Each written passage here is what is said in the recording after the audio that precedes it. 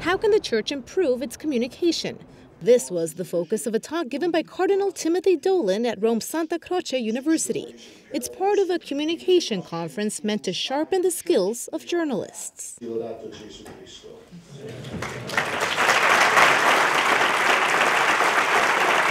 Archbishop Dolan is known as a charismatic cardinal. In fact, as Pope, Benedict XVI invited him to give a lecture to his fellow cardinals on how to best evangelize in today's modern world. A good reminder, he said, for all Catholic communication professionals is to always give the story first before the mass media, be it good news or bad.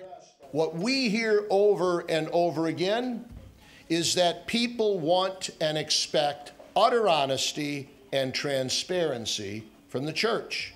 Our people want to hear about it first from us, not from the media.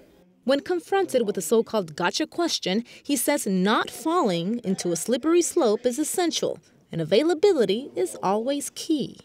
The vast majority of reporters are only looking for access, availability, and information. If we don't give it, they'll look elsewhere, and they'll often turn to those who do want to criticize and attack the church. So we can't afford to hide from them or run from them, and we should never want to.